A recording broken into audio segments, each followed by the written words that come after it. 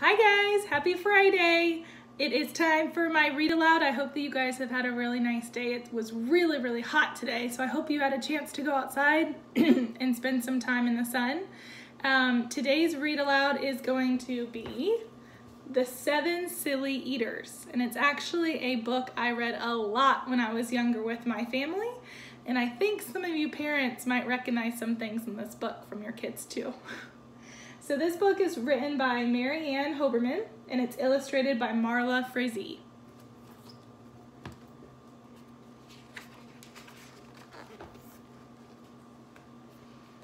Not so long ago, they say, a mother lived just like today.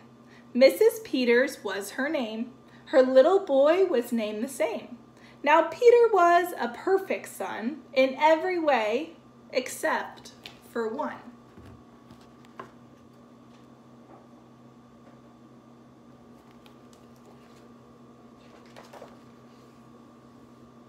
When Peter was just 1 year old, he did not like his milk served cold.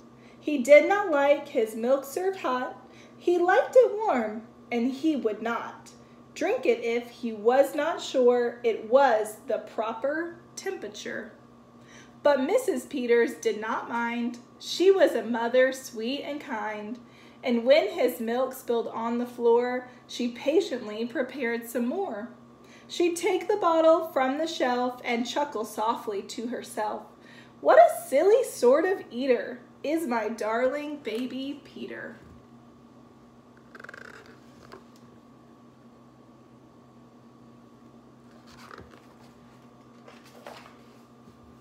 When Peter had not yet turned 2, another baby, sweet and new, was born, dear Lucy, small and fair, with big blue eyes and curly hair.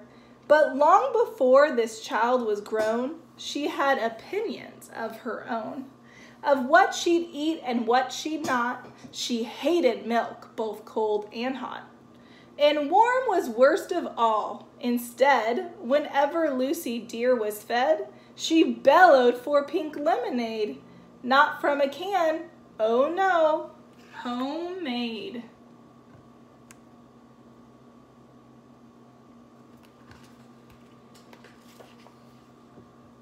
But Mrs. Peters did not mind. She squeezed each lemon to its rind, while mopping milk up from the floor and patiently preparing more.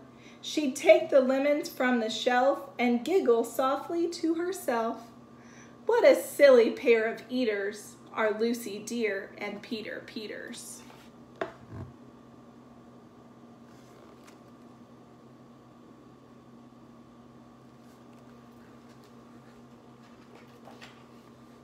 Now Lucy grew and Peter grew, till he was 3 and she was 2. And who was 1? Why, little Jack, with eyes so brown and hair so black. A happy baby, never cross, but all he'd eat was applesauce. Peeling apples by the pound, Mrs. Peters faintly frowned. She'd take the apples from the shelf and murmur weakly to herself, what a silly bunch of eaters are Lucy, Jack, and Peter Peters.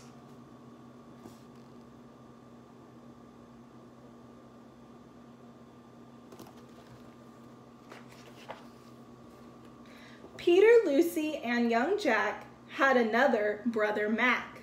Mac was charming, round, and plump, but if his oatmeal had a lump, Mac would dump it on the cat. Mrs. Peters hated that. But since she loved her children 4, she'd strain the oatmeal 2 times more. She'd take it from the pantry shelf and mumble sadly to herself, what a foolish group of eaters are all my precious little Peters.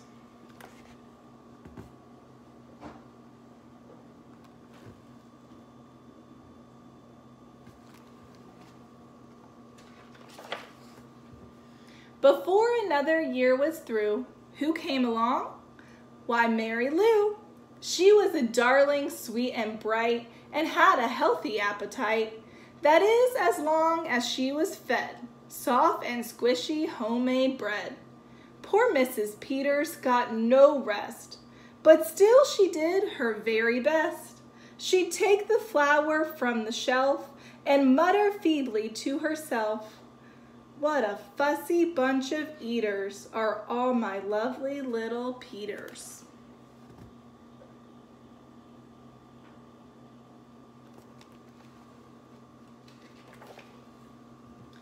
A year rolled by, the children grew. "They really are a splendid crew," sighed Mrs. Peters, pinning pins and diapering her brand new twins. Little sisters, quick and smart, impossible to tell apart. But Flo liked poached eggs, Fran liked fried. If she mixed them up, they cried. Tired to the very bone, Mrs. Peters groaned a groan. She'd take the eggs down from the shelf and whisper weakly to herself, "What persnickety young eaters are all my 7 little Peters."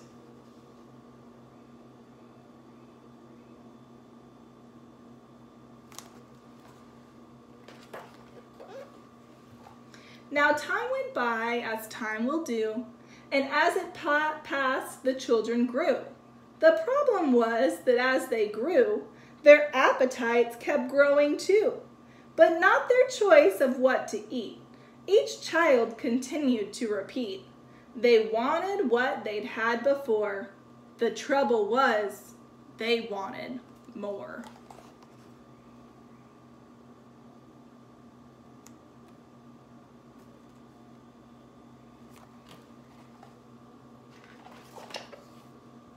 Creamy oatmeal, pots of it. Homemade bread and lots of it. Peeling apples by the peck. Mrs. Peters was a wreck.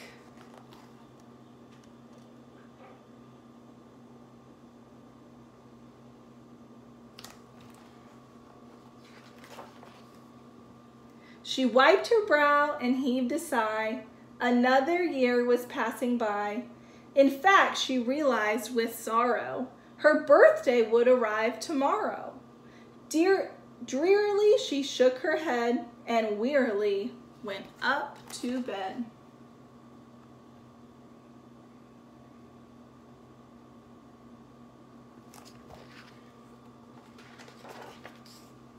She thought the children had forgot her special day, but they had not.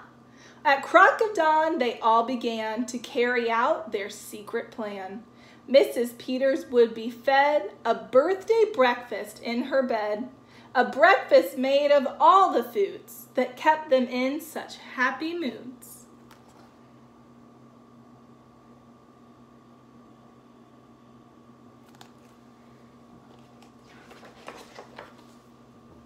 So while their weary mother slept, down the stairs the children crept, and from the cupboards and the shelves, happily they helped themselves. Cheerfully they chopped and stirred, preparing what they each preferred. But despite the pains they took, since nobody knew how to cook, to measure things or make them hot, the more they tried, the worse it got.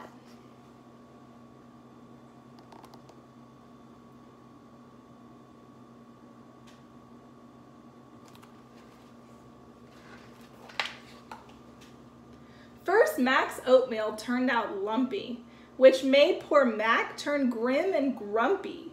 In fact, the lumps got him so cross, he dumped them in Jack's applesauce. This bothered Jack so much he threw it in the dough of Mary Lou, who tossed the mishmash that made straight into Lucy's lemonade. And that put her in such a huff, she poured the icy sticky stuff into the double frying pan that held the eggs of Flo and Fran, who flung the hodgepodge on the spot into the milk in Peter's pot.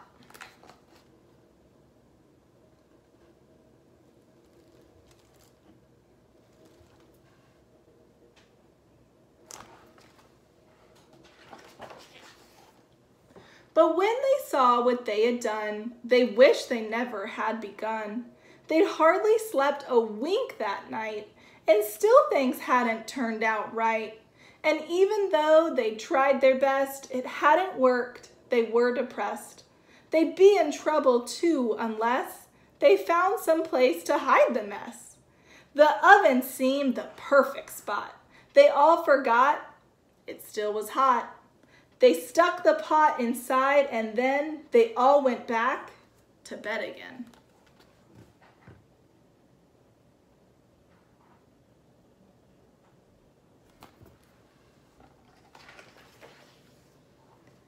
The clock struck 6, but on they slept. Meanwhile, their mother softly stepped down to the kitchen, smelled a smell.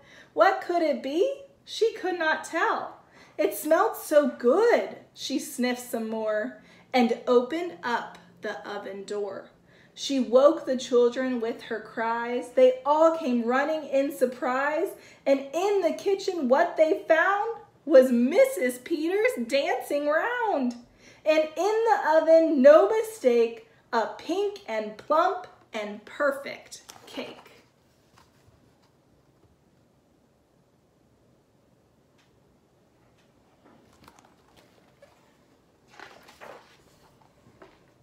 And as their mother danced with glee, she cried, "A birthday cake for me?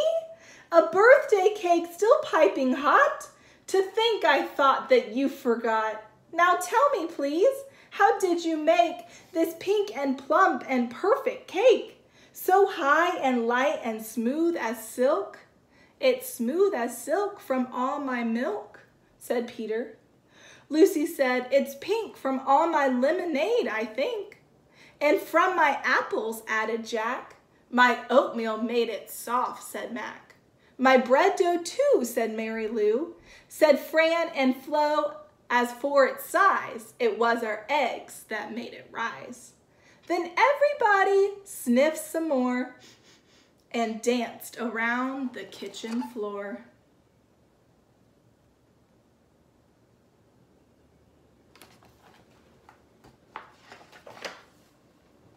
They put the cake upon a dish and lit the candles, "Make a wish." The children cried, "Before you blow!" And Mrs. Peters did just so. And what is more, her wish came true, as birthday wishes always do.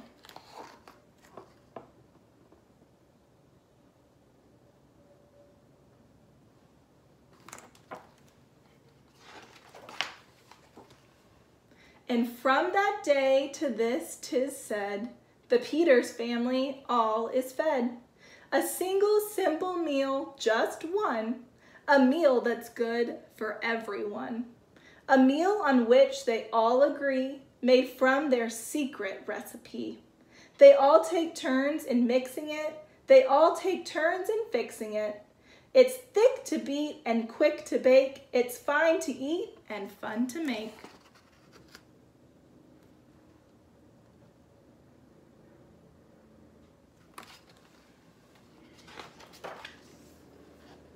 It's Mrs. Peters' birthday cake.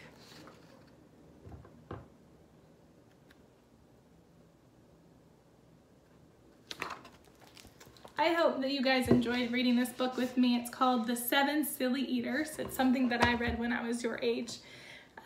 Today is Friday, so you guys have 3 whole days to accept and to do the challenge I'm about to give you.